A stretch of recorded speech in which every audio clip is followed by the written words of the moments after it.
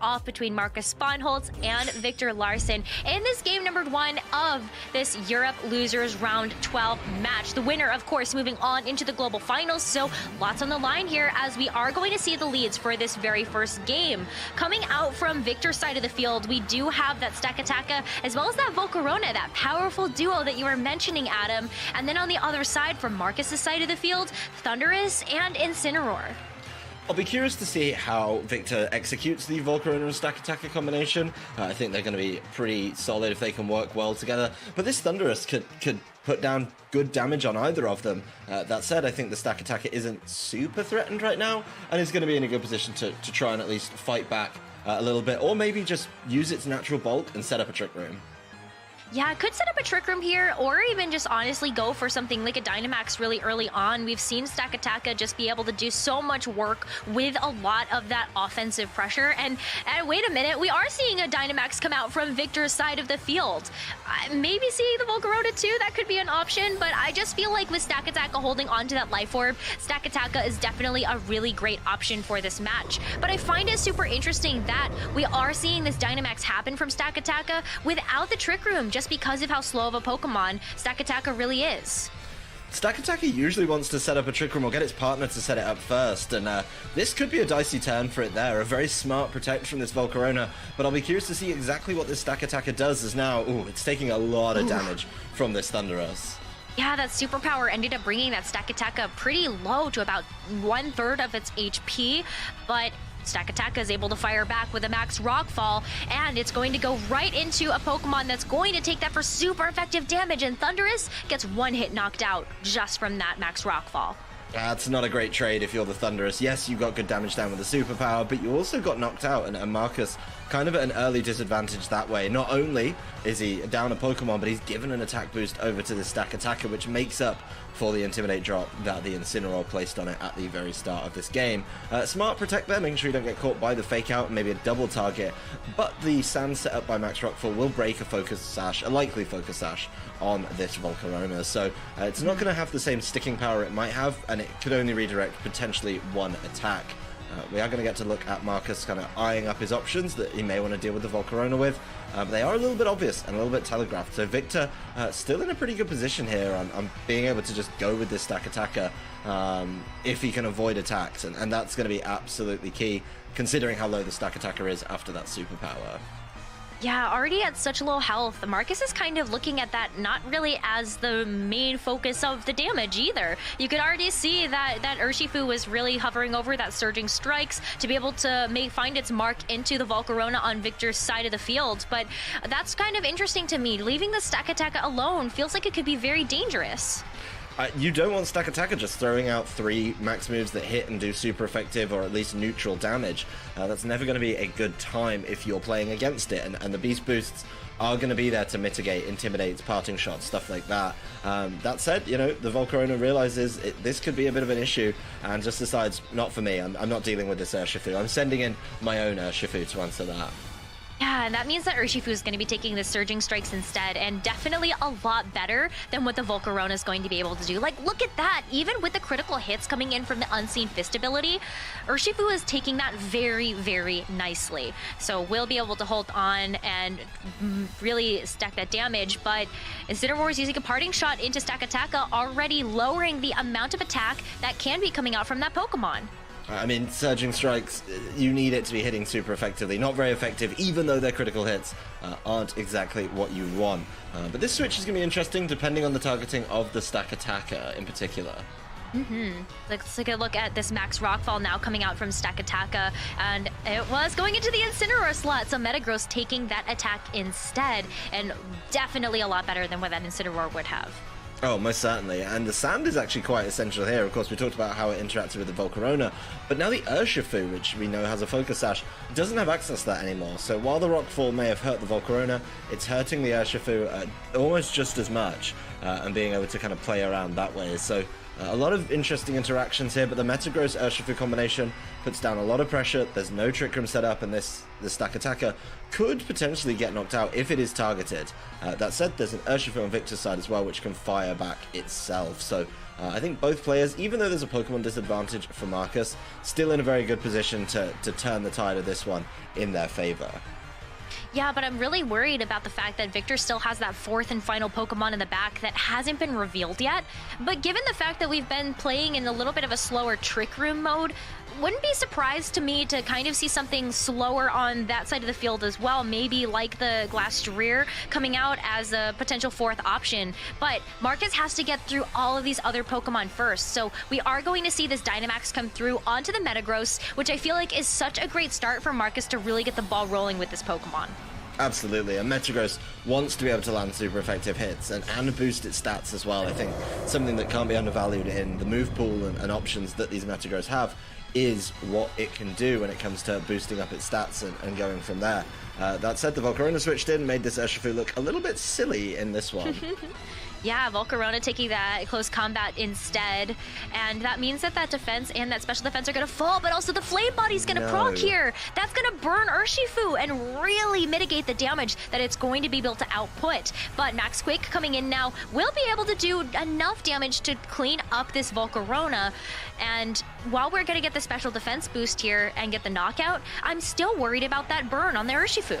Yeah, the Urshifu is very limited in what it can do now. The burn is not a stat boost that you can really work around, right? It's not something that the critical hits will help out against. And the Urshifu takes a lot of damage in this turn from the Max Steel Spike as well. So a nice defense boost would maybe help out this Stack Attacker if it was a little bit healthier. But if it's not getting attacked, it's perfectly fine to weave in attacks of its own. This Urshifu is going to take a lot of damage between turns and is kind of out of the game for Markus. So I think a lot riding on this Metagross, knowing that the last remaining Pokemon is, of course, the Incineroar that he decided to lead with. Right, Incineroar can still pressure a lot of damage onto the Pokemon that Victor has, so definitely relying on that Incineroar to really make some moves here, not only to use Intimidate to lower the attack stat of that Stack Attacker, as well as the Urshifu that's on the field, but also just kind of playing around what could potentially be in the back. I feel like that's going to be such a big fast factor, but we are going to see Urshifu come back out onto the field now for Victor, and Dynamax is now over for the Stack Attacker. It's going to be in a limited form now. Yeah, the Pokemon count leveled up at 3-3, and this Stack Attacker done with its Dynamax, where Metagross still has 2 turns remaining, is definitely a big difference, I think, if you're in Markus's shoes. This Metagross is going to be key to his win condition, and even though it took a little bit of damage on the way in, it's still looking pretty healthy, and it's going to take a big ask, particularly from a Pokemon that's not Dynamaxed, to be able to work through that one. So we'll see exactly how this Stack Attacker decides to play out the game, and go from there. I think the Stack Attacker is still a focal point, even though it's very, very low on health. Yeah, but right now we're going to see the Surging Strikes come through first, and if Markus's Urshifu was planning on attacking this turn, it's not going to be able to after getting knocked out by just 2 of those Surging Strikes coming in from Victor's Urshifu. Now, with that Pokemon off the field, it's time for Metagross to attack. Steel Spike now going right into the Urshifu on Victor's side and not really doing too much damage, but most importantly getting that defense boost. A defense boost could be very important depending on what the 4th Pokemon on Victor's team is, something we've not seen, and with that Trick Room, I got a feeling we know exactly which one it is. That's kind of a reveal for a little bit later, and that's maybe, Markus thinking ahead, thinking not only is the defense boost going to be good, maybe trying to call like a Protect or something on the Stack Attacker, and hope that it doesn't go for that. But Markus is down to his last 2 Pokemon. He's only got one more turn of the Dynamax on Metagross remaining, and the Trick Room's a little bit tricky. I think he has to be careful of the potential fake out this turn, fake out and then a follow-up target, but then the Incineroar has to just watch out for that Urshifu. This Urshifu is not burned and is still very, very scary.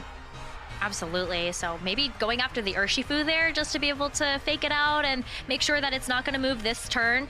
But yeah, with Incineroar on the field now, you do have that Intimidate drop onto the attack of both that Urshifu and that Stack Attacker, but I'm really questioning about the target priority right now for Markus's Metagross. The Stack Attacker has been on the field since turn 1, and with the Trick Room active, that Stack Attacker is going to be moving mighty fast.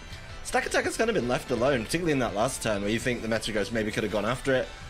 Just left well alone. It's going to be sticking around a little bit longer with this Protect. So yes, the Fake Out will land on the Urshifu. That's, you know, stopping it from doing anything this turn. It's not really the focal point in this one.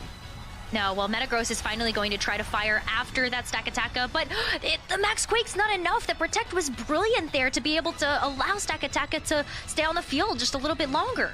And Stack Attacker's going to get a turn kind of unimpeded in its Trick Room to try and fight back a little bit there. So really good time for the Stack Attacker to cling on for another turn. And of course, finish up the Dynamax turns of this Metagross. The Metagross did get 2 special defense boosts and 1 defense boost, so it's nice and bulky for pretty much whatever it gets thrown at. But those physical attackers getting a slightly better deal than any potential special attackers here for Victor Larssen. So plenty of game left to play. I think both players kind of trying to jockey for a perfect endgame position. And maybe for Victor, that endgame relies on Trick Room a little bit. And that's something that he's running out of time on and may not be able to be given the chance to do once again with this Stack Attacker just so low. Yeah, Trick Room is going to start expiring pretty soon, so you've really got to pay attention to what you have in the back and whether or not it is going to be able to take advantage of that Trick Room. We will see Urshifu on Victor's side go for a Protect here, as Stack Attacka is going to move first, getting that Rock Slide off and being able to do a decent amount of damage to that Incineroar. But as you could tell from the double Intimidate drop, it's really not doing that much, and the Life Orb recoil is going to be enough to be able to knock it out. And, well, because Urshifu protected, the flinches don't really matter here, but it's kind of nice to see that they can happen when you need them. Yeah, I mean, it's a good little confidence builder, and there's the confirmation. The last Pokemon will be the Glastrier for Victor, and now he's really up against it to make sure this turn is capitalized on. The turns that are left in the Trick Room are very, very important for him here. So he's going to have to do a lot of work with this Glastrier. Doesn't have access to Dynamax it, which a lot of players do like when they're playing like a late game Glastrier, and that's not an option. This Urshifu's kind of up against it in the Trick Room. Usually prefers to play out of that, but everything riding on Glastrier right now. Yeah, Glastrier is going to be such an impactful Pokemon for Victor, and you really got to make the most out of the Trick Room turns that are left here, because there aren't that many left for this Glastrier to really be able to make its mark and do the damage that it needs to do. We can see Glastrier actually work really, really well outside of Trick Room, but we have Trick Room active right now, so high horsepower is going to be what moves first on the field, and it will be enough to knock out this Incineroar. So Markus isn't... Yeah, and look at that, Chilling Neigh activating as well. Glastrier taking advantage of that Trick Room really, really well. Metagross could fire back, but the Stomping Tantrum heading towards Urshifu and bringing us down to a 1 versus 1 endgame. Metagross versus Glastrier, no Dynamax available for this one, and a little bit of Trick Room remaining. Something to be cautious of is, of course, the item choice on these Pokemon. Both well known to be carrying the weakness policies. Trainers do know about this based on the way the team sheets work, and that's something that's going to be a bit of a mind game as we get to the end of this one. Yeah, you really don't want to pop that weakness policy. But you know what? It could be a really interesting endgame here, is that because this is the last turn of Trick Room, maybe just kind of waiting to see whether or not Markus actually allows the weakness policy to get procced on this Glastrier. Even with the Chilling Neigh boost, I'm not sure whether or not an attack coming out of the Glastrier, even if super effective, is going to be enough to knock out this Metagross. So you could see just a little bit of a waiting game here, and we are going to in fact see that Protect come through. Yep, Glastrier actually letting that Trick Room expire, protecting for this turn, and he sees the Metagross Iron Head. Now that's going to be key with Glastrier holding a weakness policy. If he knows he can take the Iron Head and fight back, then he's going to be in a really good position to, you know, he actually wants the Metagross to move first and give him the weakness policy boost. So it's both trainers don't want to activate the weakness policy too early. They want to only fire off a super effective attack if it's going to be guaranteed a knockout. So certainly an interesting one now. They kind of both want their weakness policy first, which is why I think Glastrier is very comfortable enough to say, you know what, I will just wait until Trick Room's done. Then you're going to activate my weakness policy before I attack. And that's absolutely key here. Don't forget, Metagross has a defense boost from an earlier Max Steel Spike, which even though it looks pretty tempting and in range, still could be a bridge too far for this Glastrier. Oh, well, Stomping Tantrum does come through, which is not going to be a super effective attack, so it's not going to prop that weakness policy. But here comes the high horsepower, and Metagross takes on with 2 health. It's going to get the weakness policy boost and move first next turn. Yeah, that could just be disaster for Victor in this game. He didn't get the knockout he needed and he thought he'd be able to get with the high horsepower. He hands over that weakness policy boost, which now means as soon as this Metagross connects with a super effective attack, it's game over for Victor. There's the Metagross locking in the Iron Head. Very quick decision there from Markus. And Glastrier isn't given the opportunity to fight back, able to get knocked out by the Iron Head and put Markus one game closer to making those global finals. I am just mind blown by the end game scenario that we just witnessed, because it really was about whether or not a player was going to get the weakness policy activated. And with that critical survival for Metagross, with that defense boost that you mentioned coming in from those max steel spikes, that was enough to be able to allow that Metagross to hang on. It could have been a completely different story had that Iron Head been clicked before, and we maybe would have seen that weakness policy get procced on the Glastrier first. Yeah, I mean, if he got caught by the Iron Head at the end of Trick Room, would have been a little bit different. You know, he would have been much lower, and the end game was just very well managed and very well thought out by both players. But obviously, you know, taking that, or missing that knockout rather, with the high horsepower just spelt the end for Victor. I'll be curious to see if he lets himself get into such a close position in the next game, because I think his management of the board was very, very good throughout the game. Both trainers kind of exchanging blows very equally throughout the earlier mid game, and then as the late game arrived, that was it. You know, he had one turn that went wrong, and he gave the weakness policy boost over without getting a knockout. That was it. Well, I think another thing that both players could even do just to kind of beef up their game plan even further is just take a little bit more advantage of those Dynamax turns. For both the Stakataka as well as the Metagross, we didn't really see them get critical knockouts with either Pokemon, but in fact just kind of really utilizing the secondary effects of all of those max moves to prepare for an endgame scenario. So maybe just looking at that a little bit further for, you know, even Victor's side of the field with the Stakataka, maybe holding on to that Dynamax a little bit later and then allowing it to boost up something like the Glastrier in the back so it's a little bit safer. I think both trainers know what they need to do and know what they need to do differently in this one.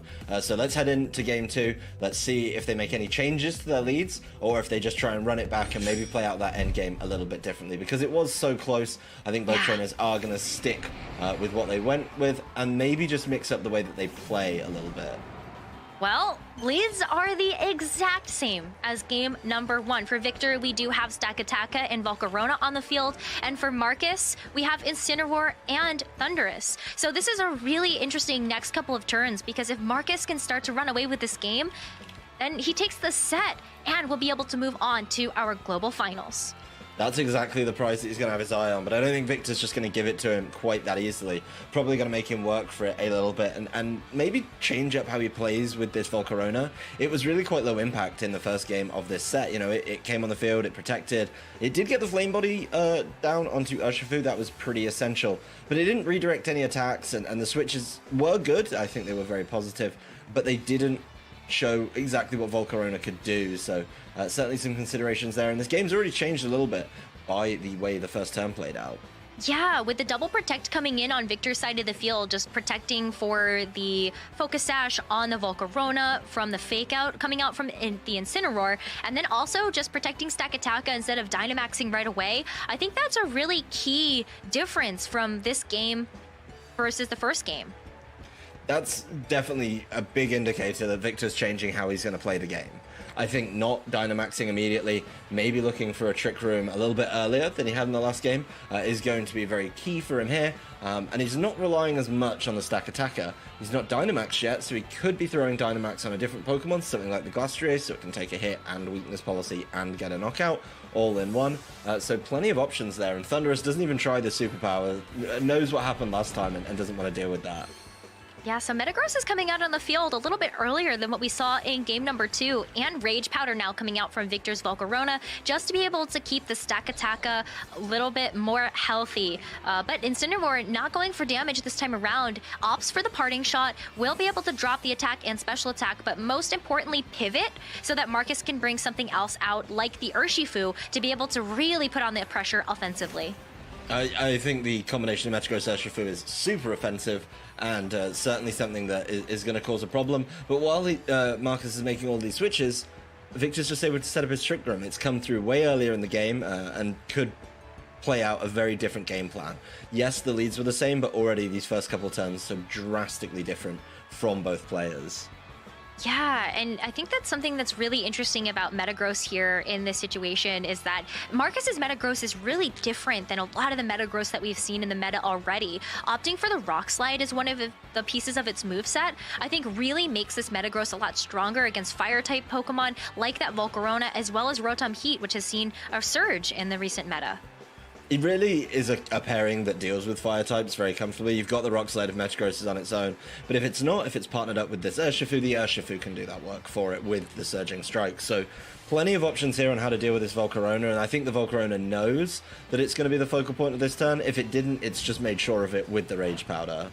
Right, and that's going to draw away the attention from the Stakataka to be able to fire off this Rock Slide, which isn't going to be super effective. So it's just going to do just a little bit of chip damage here. But wow, that Rock Slide was so impactful, bringing Volcarona down to its Focus Sash there. And yeah, that's even with the Rage Powder. Oh, but Urshifu flinches. Yeah, Urshifu unable to follow up immediately on this turn. So the Volcarona is still on the field, and the Volcarona is going to take at least one attack away if it decides to Rage Powder again.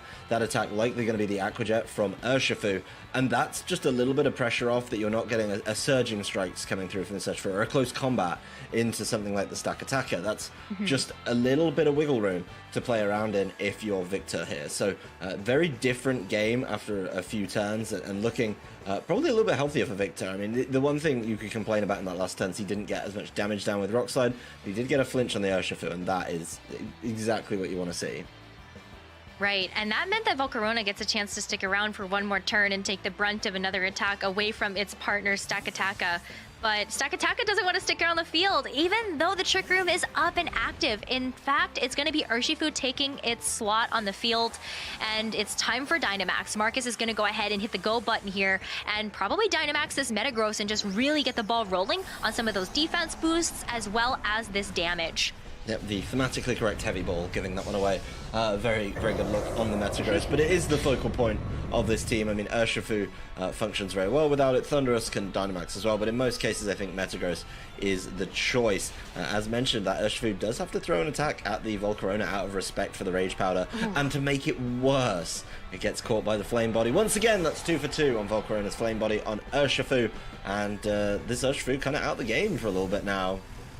Is that trade-off going to be worth it, though? I guess it remains to be seen with the rest of this match playing out, but Max Quake coming through from Metagross is going to be able to boost up the special defense and also be able to do just a bit of damage to that Urshifu, but a smart switch from Victor really saved that Stakataka.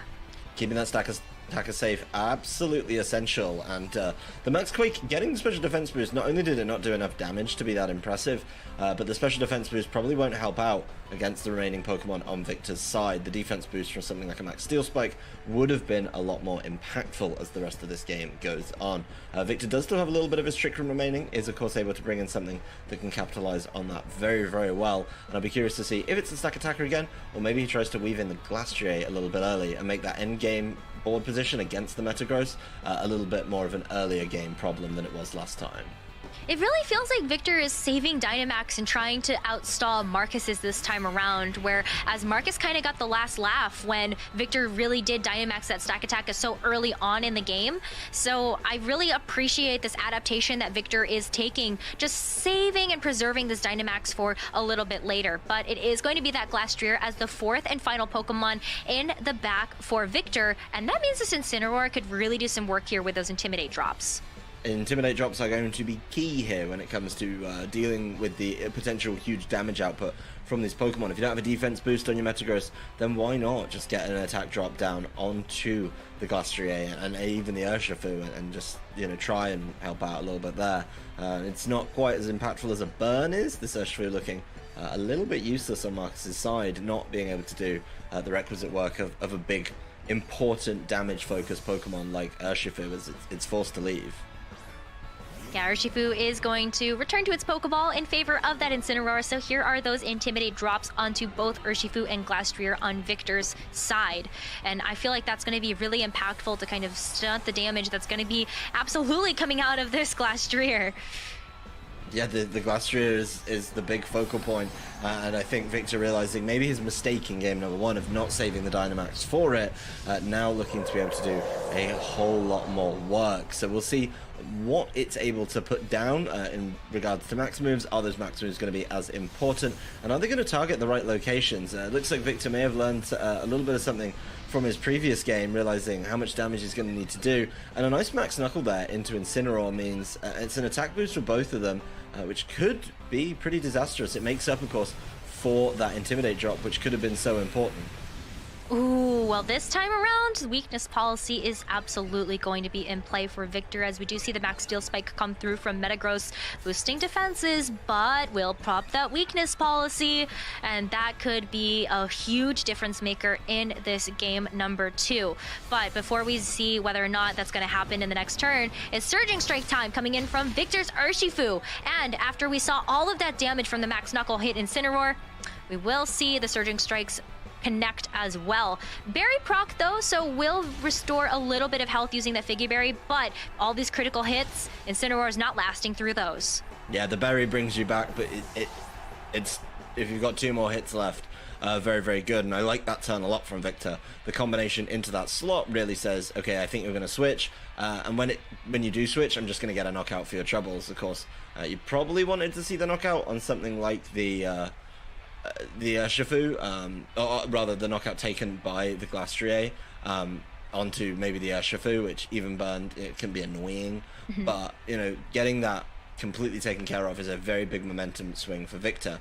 I think he has to look at the last turn of his Trick Room and make sure he gets maximum value out of it.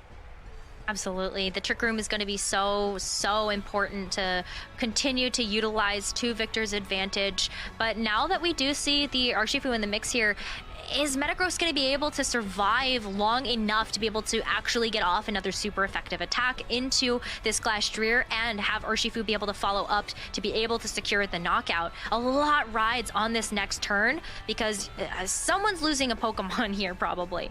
That's a Glastrier with its weakness policy boost too, so you got to respect it, particularly in the end of this Trick Room. You can't just ignore it. You can try and protect around it, but there's only so much you can do with that one. And if you try and protect and keep yourself safe, this Urshifu may be able to capitalize on that and just ignore that, of course, with its ability. So really kind of cautious play could get punished here from Markus. It doesn't look like we're getting any protects this turn. Both trainers just absolutely going for it.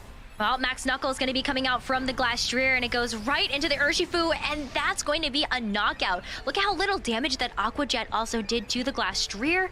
Ooh, and you're also getting an attack boost now for Victor's Urshifu from that Max Knuckle. So whatever this Urshifu is going to be able to do this turn, I think it's going to be pretty impactful, but let's see how this Metagross is able to fire back. Max Steel Spike now really respecting this Glastrier, and it is enough to secure the knockout. Yeah, I mean, the Glastrier was terrifying, and I think that's actually a fine trade if you're Markus. Yes, you lost your burned Urshifu, that is annoying, but you immediately got rid of the Glastrier, who had not only its weakness policy boosts, an extra boost from Max Knuckle, and its Chilling Neigh boost, and that was going to be the focal point at the end of that turn. You couldn't let that stay on the field for too much longer, and giving up your Urshifu for that, probably fine overall. I think maybe the Glastrier could have targeted a little bit differently, got a little more damage down, but it wasn't to be, and, you know, it set up a lot, but it also got out at the last turn of Trick Room here, so Victor down to his last 2, the Urshifu and Stakataka combination, facing off against the Metagross and Thundurus. It's 2 for 2, and it's going to be another photo finish, I think. Yeah, absolutely. I mean, Metagross versus Stakataka here really is going to come down to the wire. What I really have on the top of my mind is, does Victor try to put the speed back in his favor by setting up another Trick Room, or just trying to go for some raw damage where, you know, Metagross is really low, so this could be a prime opportunity to try to knock it out here, but you also have to worry about that Thundurus. This game really now relies on the Stakataka, and the Stakataka is in the driving seat. If it can get a Trick Room up and it wants it, that's fine, and then would be able to maybe just work through the team slowly with its, you know, its Rock Slides and other options. That said, you know, we knew from game number 1 that the Thundurus deals huge damage to this Stakataka. Stakataka isn't going to be Dynamaxing and getting a bigger health pool, so the Urshifu is also at risk. Just the move pool alone on this Thundurus, really problematic, and if the targeting's wrong after this Protect, this could be a real tough turn for Markus. Well, the Wild Charge is going to go right into the Protect there, but Stomping Tantrum comes out from Metagross, and that is not enough to knock out Stakataka. But Stakataka is able to fire back with a Rock Slide into both Pokemon. Thundurus going to be one hit knocked out here. And it's not super effective against that Metagross, but we'll see how much recoil damage actually comes through from the Life Orb, where Beast Boost is going to be activated first. Yeah, Beast Boost goes through. The Stakataka loses some of its health, but not enough. So clinging on there means Markus is really up against it. This Metagross does have defense boost. It is going to be able to try and fight back a little bit, but it's still going to be, having to think about where it goes. And those critical hits from Urshifu make life a whole lot easier. You can't ignore the Urshifu because it'll just critical hit you a few times with Surging Strikes. And you can't really ignore the Stakataka because it's just got a Beast Boost. Well, Urshifu's going to be moving first here. We'll be going with the Surging Strikes after this Metagross, and it looks like the Surging Strikes is going to be enough with just 2 hits to knock out Markus's final Pokemon. So Victor, taking this game number 2 and tying up the series, we have a real series on our hands, and it is a photo finish to see who is joining our first 2 players in the Europe Global Finals. Yeah, essentially making the wrap-up of this bracket a best-of-1 game. It's a best-of-1 with a lot of information, so it's not quite a true best-of-1, but it is a best-of-1 nonetheless that this is the one that matters. If you're going to make an adaptation, now is the time. Now is when you have to figure that out and say, okay, well, I've learned from Game 1, I've learned from Game 2, and now I'm going to make the change. Both trainers obviously have used the same 4 in both of their games, so now is the time to look for something a little bit different, potentially. Yeah, but Victor did such a good job this time around of saving the Dynamax for just a little bit later. And I feel like that was such a huge turning point in the match to be able to actually tie up the series, stalling out a couple of those turns from Metagross's Dynamax on Markus's side, and then being able to fire back with Glastrier. So I really liked that adaptation, bringing the Dynamax factor to a different Pokemon in that game. Yeah, and Glastrier was a lot better with it, and saving it and using it in Trick Room was really important too. We didn't see as many weakness policy issues on the Metagross side. Of course, it did get handed over to the Glastrier, but it was well traded and well dealt with as well. So Glastrier was very important, I think, in that game and the way that it was played around, and now that's something that Markus is going to be very well aware of and very thoughtful of as we move into game number 3. Well, let's go ahead and get right into it. One of these trainers is going to move on to the Global Finals, and it all comes down to this final game. Let's see if anything strays from the formula here as we do see those Pokemon enter onto the field. It's going to be Stakataka and Volcarona coming out for Victor, and Urshifu Thundurus for Markus. That's a nice change. Not seeing the Incineroar is kind of, I think, nice there for Markus. I mean, he's got it in the back, and we can see he's got the exact same 4 Pokemon, just a different order. I like Thundurus Urshifu as a combination. I think it provides a lot of offensive pressure and can really make your opponent think and move their board in response to that. And it just provides something a little bit different that I don't know if the Incineroar was doing so effectively in games 1 and 2. Incineroar was certainly putting in some work, though, with the Intimidate drops and things like that, just to be able to kind of stunt some of the damage coming through, but it wasn't nearly as much cycling as what we saw in game number 1. And with the Stakataka also leaving the field a little bit earlier for Victor in game number 2, it was a little bit scary for that Incineroar to kind of stay on the field here. But Metagross coming back in early once again, as we do see a Rage Powder now come out from Victor's Volcarona, just to be able to take the tension away. But Surging Strikes, this could be very disastrous coming in from this Urshifu, as even 1, look how much damage that does. Yeah, it's not going to need all 3 to get there for the knockout, ignoring the Focus Sash, obviously, with multiple hits. Really well done there by Markus to kind of acknowledge that and say, you know what, I think this Volcarona is going to try and buy some time, and I'm just going to go after it immediately with the Surging Strikes. Stakataka fires back, but it's pretty underwhelming considering that we just saw an immediate knockout on this Volcarona. Yeah, I kind of wonder whether or not Victor could have set up for a Trick Room there, but at the same time, you know, is Glastrier in the back? That's something that we really don't know yet for Victor's game plan. So looking at the fact that Stakataka did go for some damage here, maybe was really hoping to get that Thundurus or potentially get that Incineroar on a switch-in. Catching either of those in the switch-in would have been great, and the Metagross is the premium option there, that it doesn't really care about it either way. Of course, the Stakataka's taking a little bit of damage from its Life Orb, and that's something that may help out. I think the decision is going to be a tough one here for Victor. We are going to get to take a look and see if he's bought the same 4. Obviously, his lead is the same.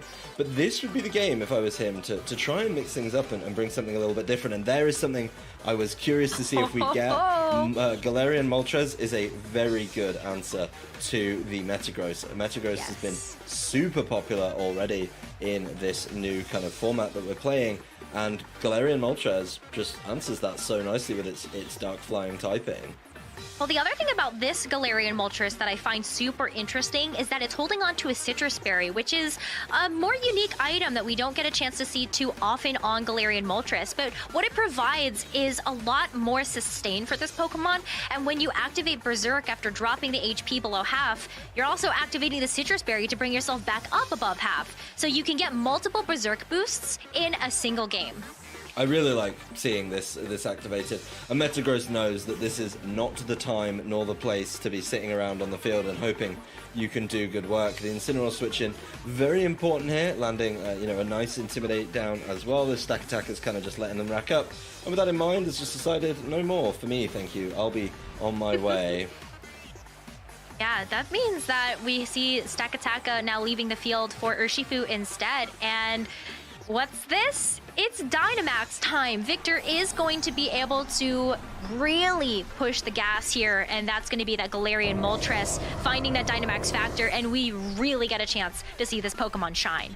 This isn't the time you want to be using that, though. You want to be doing that in front of something like the Metagross, so you could really go after it. The close combat here, it's not really the premium target. You wanted that to head, of course, into the Stack Attacker, but oh boy, does that do some damage on the way to the Urshifu. That said, the Urshifu is going to be answered very quickly by a max airstream from this Galarian Moltres. So setting up a nice speed boost. Looks like Trick Room maybe saved for a little bit later, or not at all. I mean, Stack Attack is the only thing that can capitalize on it. So I really like this because Galarian Moltres as a Pokemon is already like pretty fast, but then just one max Airstream boost is often enough to be able to outspeed even some of the fastest Pokemon in the format. So Galarian Moltres is definitely set up in a very good position, and Victor going for the max Airstream instead of something like a max Darkness into the Metagross, really smart call from Victor. Yeah, really nice adaptation. Really nice kind of read and look into the game. This Thundurus now, yes, it wants to try and fire back with like a Wild Charge, but now it's facing the Galarian Moltres after a max Airstream and has to be conscious of that. If it's going to weave in an attack, there's a potential for it to just take huge damage before it's even afforded that opportunity, and that's not a trade I think Markus is going to be too willing to make early on in this game.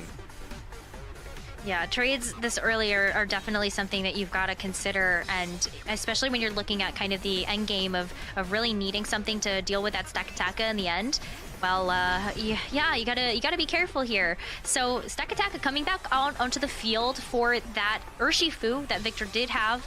So we'll see what's going to happen here as Markus is going to go for the Dynamax now. And this time around, it's a different Pokemon. It is going to be that Thundurus. Oftentimes, when Thundurus is brought to Pokemon battles, when on a team, you do see that Thundurus get Dynamax pretty often, and we've seen what it's capable of doing. But Incineroar going for the fake out. Yeah, I really like the Thundurus as your Dynamax choice here. Like, Metagross isn't going to be the premium choice that it may have been before. So why not put everything on the Thundurus? And it's a really good adaptation, particularly when the Thundurus isn't taking much damage in this turn, being completely left alone by the Galarian Moltres, and able to start matching up on those Airstreams a little better as well. This switch becomes so essential as we see just how good Stack Attacker is at taking a max Airstream from Thundurus. Yeah, that was very little damage. So a great switch from Victor to be able to bring in that Stack Attacka and save Urshifu from taking the brunt of that damage instead. But now when we're taking a look at this next turn, Fake Out's not really an option anymore, and you kind of have to say, well, I gotta deal with this Galarian Moltres somehow. So I really like Parting Shot here. It's one way to do it that, will slow it down enough to maybe save your Metagross later in the game. I do like the Thundurus is just max Airstreaming, kind of buying that time and saying, well, while you max Airstream, I'll make sure the Airstreams are matched.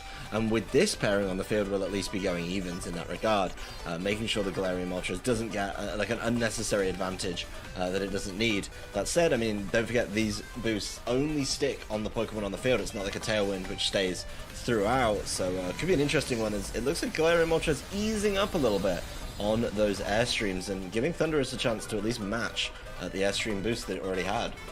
Well, Max Darkness is going to be coming through, dropping special defense, but this is one of Thunderous's strong points. That Defiant ability now able to increase its own attack as it goes for a Max Knuckle into the protected Stakataka, which, wow, if Stakataka didn't protect there, that's a gone Stakataka. I don't know if I'd be willingly handing over boosts with Defiant to the Thunderous. Another reason it's so good as a Dynamax candidate is it can take these hits. You know, that is one of the things it needed, a little more health, and being able to take those hits is great. And so many, of course, of the max moves do lower stats on your opponent's side of the field.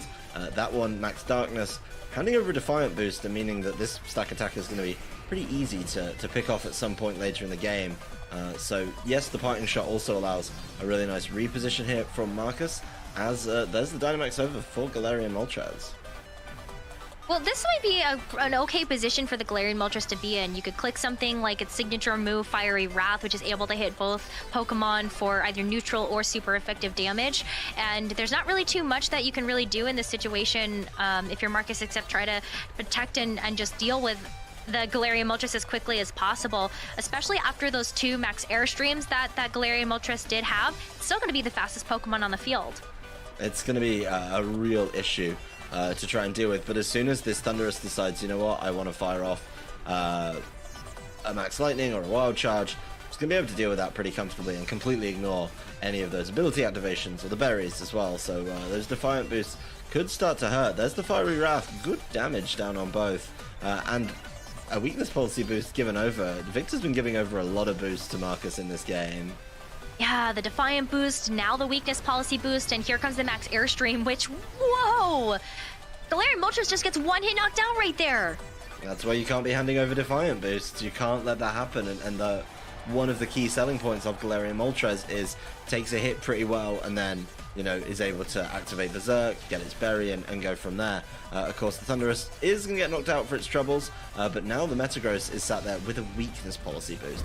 That is a crazy boost to just hand over, and Markus probably feeling pretty good about his options here. So a quick trade of Pokemon in this one, both the Dynamax users from these players, but now, I mean, it's a lot riding, I think, on Metagross, but it's going to be partnered up with the Incineroar for a bit, which can slow the game down a little bit, slow it down with a Fake Out, and maybe let this Metagross just continue to do good work. It doesn't have to do much to knock out Stakataka, and its only real concern right now is going to be the Urshifu, which is at least going to have to be slowed down for a turn with a potential Fake Out from Incineroar.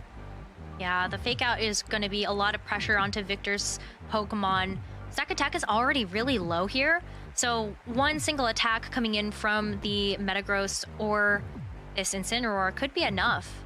But we did see a Beast Boost get activated, so there is a little bit of a defense boost coming in from Stakataka, and its speed is a little bit different now because of that 1 max airstream boost that we saw before from that Galarian Moltres. It makes this game so close at the end. I think this game, you know, all the Pokemon have taken a decent amount of damage, so they're not exactly the, you know, the easiest to keep on the field. And both trainers are going to have to be so cautious. Look, there's not a single Pokemon left over 50% health. What a really good position to be in. And the targeting here is going to be so important, making sure you don't waste a single attack. A single attack into a Protect could spell disaster and end the run at the final hurdle for either of these players here in the last round of the losers bracket. So you see the players definitely mulling it over. Definitely no rush when it comes to what they're doing here and making sure it's perfect targeting. We obviously know where Markus has thrown his moves. We're looking at it from his side of things. But Victor's, you've got to think that they've both taken their time on this turn, and the clock isn't going to be worrying them at that point. The Protect from Urshifu, very cautious. Double Protect from both of these Pokemon. So this gives Victor a little bit of information on kind of what Markus wants to do. Also, it really stops this Fake Out from being a huge factor in this game. Buys Victor just a little bit more time to figure out the game plan. Right, I really like that as well. And the big thing here is that, like, Markus can't protect, you know, particularly in the face of the Urshifu. But don't forget, I mean, he was getting boosts from the airstreams earlier and trying to kind of work things around that way a little bit better. So this Metagross should be a huge threat towards the end of the game, and it just needs to pick its target correctly. That's the really big thing here, is as long as it targets things down properly, it's going to be in a solid position to wrap up this game, and that's just important for a Pokemon like Metagross that, you know, usually struggles a little bit with speed, but it's just got to make sure that the targeting's spot on. I don't think anything's low enough to be particularly threatened by an Aqua Jet yet, so it can't even ignore that. And there's Metagross taking advantage of its boost, making sure it goes nice and early on. Yeah, Stomping Tantrum going to be enough to knock out Urshifu here, and it will be the Incineroar moving next with Flare Blitz. There it is. Going to be enough to knock it out, and yes, it is going to be. Stakataka gets knocked out here, and Markus takes the series and moves on to the Global Finals. Yeah, I think that double protector may have been a little bit cautious. I mean, not much you can do, particularly when the boosts are there, and that Metagross taking advantage, saying, well, I got to sit next to Thundurus for a turn.